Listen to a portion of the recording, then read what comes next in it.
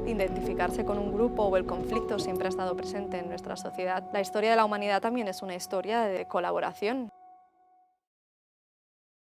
Cierto nivel de conflicto, o sobre todo de desacuerdo, es normal en una sociedad democrática. De hecho, es completamente necesario, ¿no? Es la idea de los checks and balances que dicen en inglés, de los contrapesos.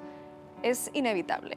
De hecho, es muy gracioso porque creo que fue en los 70 que la Asociación de Politólogos de Estados Unidos se quejaba de que no había suficiente polarización en Estados Unidos y de que era muy difícil para el votante, por ejemplo, poder entender cuáles eran las propuestas distintas en que se distinguían los candidatos, ¿no? Es cierto que hay muchos estudios en España, pero también europeos, que dicen que la sociedad española se está polarizando muy rápido, o es de las sociedades que más rápidamente se está polarizando. Pero en realidad la pregunta es ¿de qué estamos hablando, ¿no? ¿Qué entendemos por polarización? Podemos estar hablando o bien de polarización temática o bien de lo que llamamos polarización afectiva.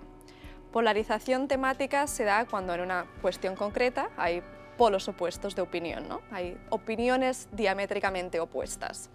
Luego tenemos lo que se llama la polarización afectiva, que la polarización afectiva es cuando se crean grupos de identidades que empiezan a tener una percepción negativa del otro, una percepción que en un extremo puede llegar incluso a la deshumanización, y una posición muy positiva o una opinión muy positiva del propio grupo. Y entonces llegamos a una situación en que muchas veces en un tema o en una cuestión lo que importa no es el fondo de la cuestión, sino quién es el actor que aboga por ello, ¿no? Y si estamos a favor de él o es parte de... Entonces ese tema estaremos más inclinados a apoyarlo. En cambio, si nos lo dice alguien que forma parte del otro grupo, es más probable que no sea así.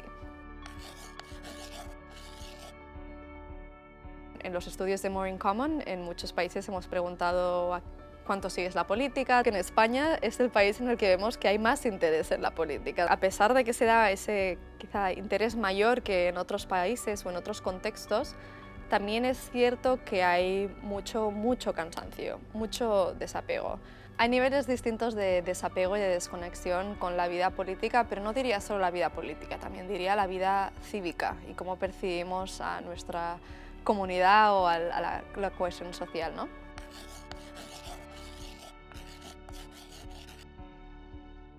Tanto los medios de comunicación como las redes sociales pueden tener un impacto positivo o negativo en los fenómenos de polarización en una sociedad y en cómo nos relacionamos los unos con otros.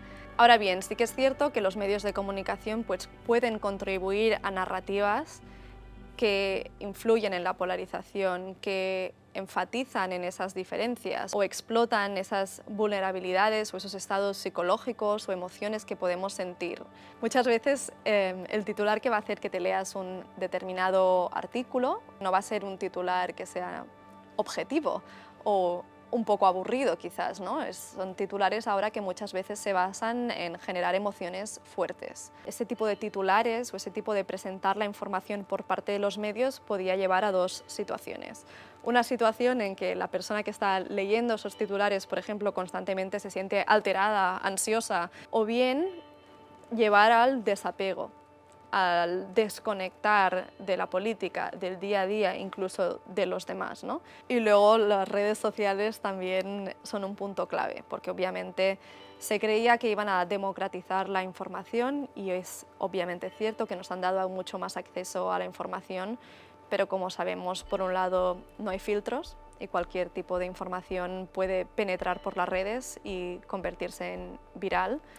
Por otro lado, también las redes sociales se han desarrollado en base a unos algoritmos de los que sabemos muy poco, pero sí que sabemos que muchas veces explotan vulnerabilidades psicológicas con el fin de generar más engagement, que se dice, para generar más seguidores, para generar más me gustas, y no solo ese tipo de reacción, sino para captar la atención. Y en ese sentido, entonces, se explotan determinadas condiciones que no contribuyen a que podamos mirar la información de una manera quizás un poco más objetiva o quizás de una manera más calmada o más pausada o teniendo en cuenta el fondo de la sustancia y no el mensajero, como decíamos.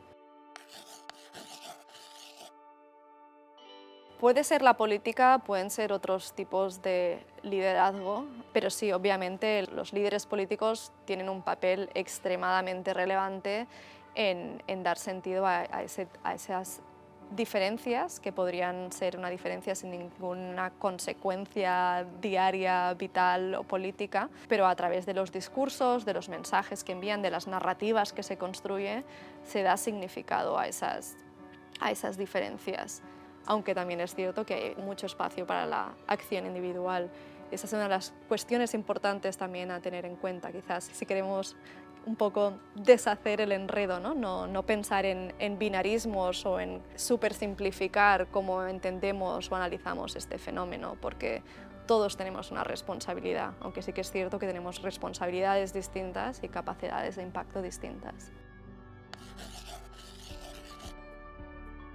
Las emociones obviamente juegan un papel muy importante en cómo percibimos al otro, pero no solo en cómo percibimos al otro, sino en cómo vivimos, en cómo percibimos la realidad social. Tendíamos a pensar que somos seres racionales y que cuando tenemos una creencia, incluso si creemos que está basada en hechos, que si nos proporcionan información que contradice esa creencia, vamos a actualizarla, a cambiar de opinión.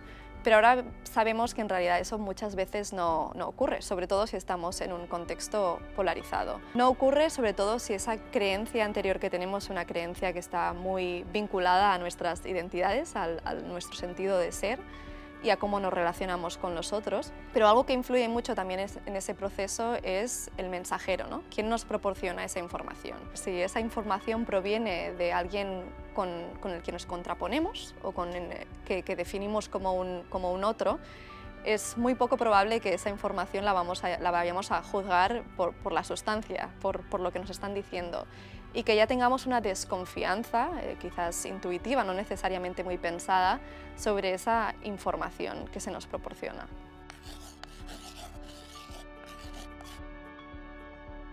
Todos tenemos múltiples identidades y de hecho la necesidad de identificarse como un grupo es innata en el ser humano. Pero a veces una identidad grupal se construye en base a la oposición o a la percepción de un otro. Y esa imagen que podemos tener del otro puede ser simplemente una de diferencia o de distinción, o puede ser una imagen negativa del otro grupo. Pueden haber diferentes ejes de diferencias y pueden ser diferencias visibles o diferencias en creencias, en valores, características de las personas que en algunos sitios no tienen ningún tipo de consecuencia o no tienen ningún tipo de valor. En otras sociedades pueden ser características que se perciben como malas. Y en ese sentido los liderazgos y también las narrativas son muy importantes, ¿no? Lo que me gustaría enfatizar es que no hay nada de natural en el hecho de que se construyan esas oposiciones en base a ese tipo de diferencias. Hay un proceso por el cual esa diferencia se convierte en una diferencia relevante o importante o en un eje de división o de discriminación. La sensación de comunidad yo creo que es extremadamente importante. Tenemos que tener un proyecto común, algo que nos una, algo que nos haga sentir un sentimiento de solidaridad y responsabilidad con los otros.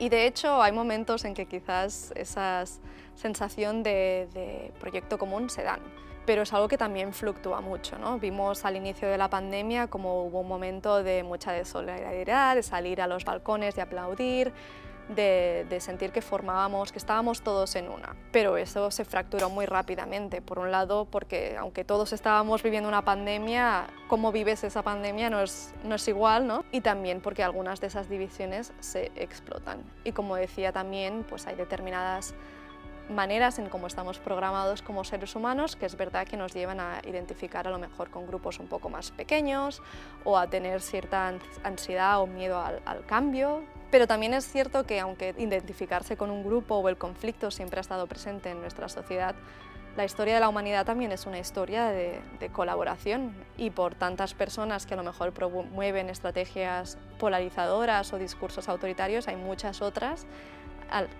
que no reaccionan del mismo modo. Entonces yo creo que hay espacios para crear esa sensación de comunidad, hay espacios para superar esa polarización y se ha superado con anterioridad en otros momentos de nuestra historia y no hay nada en nuestra psicología o en nuestra situación que lo impidan. sí que es natural que haya conflicto, pero también es cierto que la cooperación entre seres humanos se ha dado a lo largo de la historia de forma inmesurable, ¿no? Estamos programados tanto para lo bueno como para lo malo. Entonces, mi pensamiento también es, ¿no?, cómo podemos fomentar lo bueno. Las cosas pueden cambiar y a veces ahora a lo mejor estamos en un contexto polarizado y podemos ver las cosas con pesimismo, pero también es real el potencial y la realidad de que se pueden dar cambios y que se han dado mejoras y que podemos seguir mejorando.